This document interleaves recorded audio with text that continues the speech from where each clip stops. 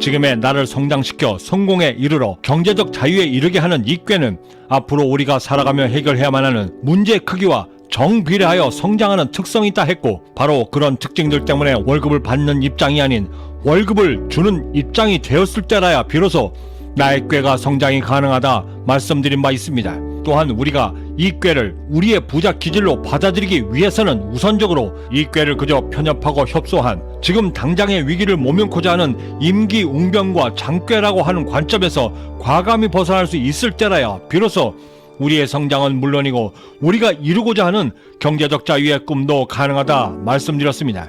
그럼 어떻게 해야 이 꾀를 나의 성장은 물론이고 내가 꿈꾸는 경제적 자유의 꿈을 이룰 수 있도록 만들 수 있을까? 그중 가장 첫 번째, 제가 깨닫고 실천했던 가장 실질적인 방법은 내 목표의 한계를 결정지을 때 절대 내 과거의 잣대로 나의 한계를 결정지어서는 안 된다는 사실이었습니다.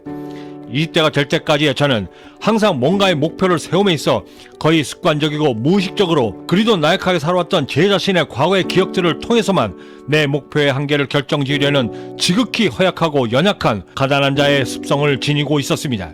턱걸이로 입학한 내가 장학금을 탈 수 있다고? 저는 제 스스로가 만들고 채웠던 그 족쇄 때문에 대학교를 다니던 4년 내내 단 한 번도 장학금을 타기 위해 그 어떠한 도전도 단 한 번도 시도조차 해본 적이 없었고, 매달 25일 카드값 내기도 버거웠던 내가 부자로 성공할 수 있다고? 저는 이 어줍지 않고 지극히 나약했던 제 스스로의 그 족쇄 때문에 저의 창창했던 제 미래를 제 스스로 가로막고 있었습니다. 그랬던 제가 어느 날 불현듯 찾아왔던 제 인생 터닝포인트를 맞이하게 됐던 그 깨달음을 얻게 되면서부터는 과거에 나약했던 나에게 얽매이지 않고 내 스스로의 한계를 벗어나 마침내 미래를 꿈꾸고 나의 꿈을 만들어갈 수 있게 되었던 것입니다. 바로 그때가 제가 그리도 꿈꾸었던 부자기질인 꾀를 얻기 시작했던 바로 그때였습니다. 하며 저는 비로소 남들이 그리도 부러워했던 직장의 울타리를 과감히 벗어나 젊은 벤처 사업가의 길을 걸을 수 있었고, 또한 40이 가까웠던 나이에 빈저먹에도 깊은 언어의 장벽이었던 영어의 장벽을 두려워하지 않고 저의 한계에 도전하여 캐나다에서 경제적 자유의 꿈을 이뤄갈 수 있게 되었던 것입니다. 하며 깨닫게 된 부자기질 꾀, 그것을 만들 수 있도록 하기 위해 우리가 가장 먼저 실천해야만 하는 가장 우선적이고 그리고 첫 번째 해야만 하는 방법, 그것은 바로 나의 한계를 옥죄는 내 스스로의 울타리에서 먼저 벗어날 수 있어야만 나의 성장이, 나의 꿈이 가능하다는 것이었습니다. 이를 위해 우리가 심혈을 기울여야만 하는 것은 내 과거의 모든 것은 그저 실수였다 말하며 터부시하려는 노력이 선행되어야만 하고, 과거보다는 미래에 먼저 내 모든 것을 집중시킬 수 있도록 내 삶 전반에 걸쳐 내 모든 역량을 쏟아 부을 수 있도록 나의 삶 전체를 시스템화 시키는 것이었습니다. 하며 깨닫게 된 귀한 사실 하나, 나의 두 눈이 뒤가 아닌 앞만을 향해 가고 있는 이유, 나의 두 발이 오직 앞만을 향해 가고 있는 이유, 그것은 바로 나의 운명이, 나의 성공이 과거가 아닌 다가오는 미래를 향하고 있다라는 가장 확실한 증거였습니다. 그런 내 삶의 진화를 위해서라면 그것이 매우 두렵고 무섭고 또한 어렵다 할지라도, 과거가 주는 망상과 설사 실수로 저지른 삶의 오류라 할지라도 반드시 이겨낼 수 있도록 혼신의 힘을 다해야만 하는 것이고, 이것이 가능해야 비로소 우리의 삶이 우리가 그리도 꿈꿔왔던 그런 삶으로 업그레이드 된다는 사실을 저는 저의 20년의 경제적 자유의 여정을 통해 분명하고 철저히 배울 수 있었습니다. 1만 시간의 법칙, 그 이론을 창시했던 앤더슨 에릭슨은 성공을 향해 끊임없이 달려가던 제게 이렇게 말해 주었습니다. 사람이 이룰 수 있는 한계의 끝은 짐작조차 어렵다. 세상의 그 어떤 첨단 기술로도 아직까지 인간의 잠재력을 측정해내지 못하는 이유는 꿈을 쫓는 사람의 잠재력이 그 한계라고 여겨지는 그 모든 지점들을 능히 뛰어넘어 저 멀리까지 날아가 우리의 상식 범위 이상으로 그들의 잠재력이 넘어서고 있기 때문이다.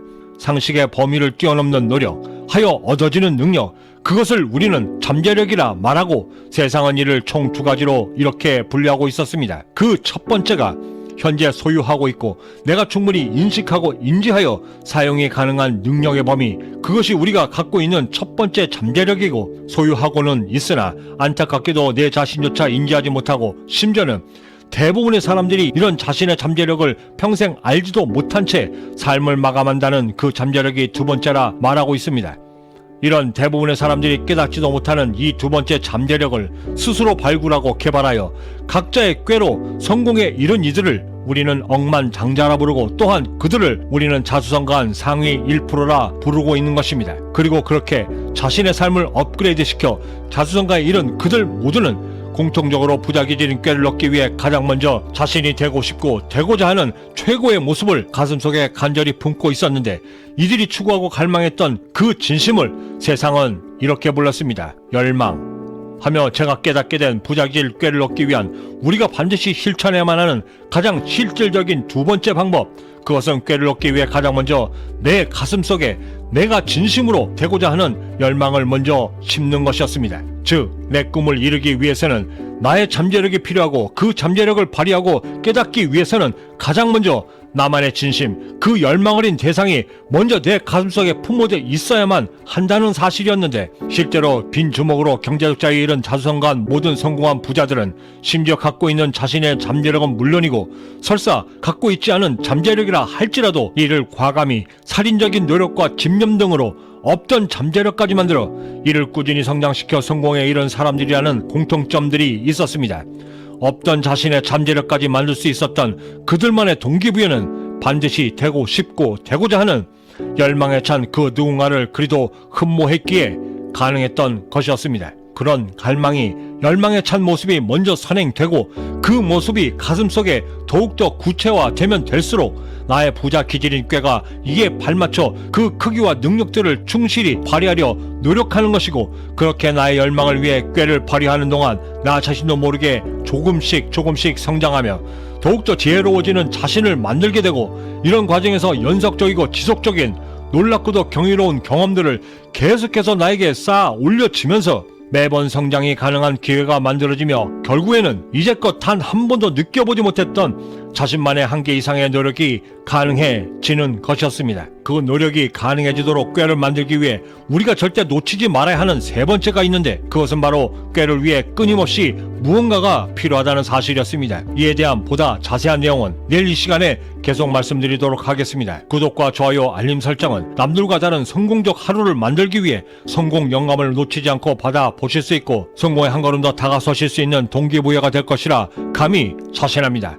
마지막으로 김 회장님의 생애 감사해 책의 한 구절에서 우리가 삶을 어찌 대해야 성공에 이룰 수 있는지에 대한 영감을 얻을 수 있는 귀한 글귀가 있어 소개해드리며 마칠까 합니다. 저는 이만 여기서 먼저 인사드려야 할 것 같습니다. 그 어디에 계시든 성공에 한 걸음 더 다가서시는 하루가 되시길 진심으로 바라고, 저는 내일 아침에도 따뜻한 커피 한 잔과 성공 영감을 들고 다시 찾아뵙겠습니다. 지금까지 경제적 자유민이었습니다. 감사합니다. 나는 직업란에 탤런트라고 쓰는 사람을 보면 무심결에 저희는 저걸 직업이라고 생각하는구나 라고 생각하며 놀랍니다. 아주 어렸을 때부터 연기를 해와서 그런지 저는 연기가 직업이라고 생각해 본 적이 단 한 번도 없었습니다. 직업이라고 말하면 저는 왠지 자존심이 상합니다. 마더의 엄마가 아들 도준에게 아들아 너는 나야 라고 말했듯 연기는 바로 나이기 때문이었습니다.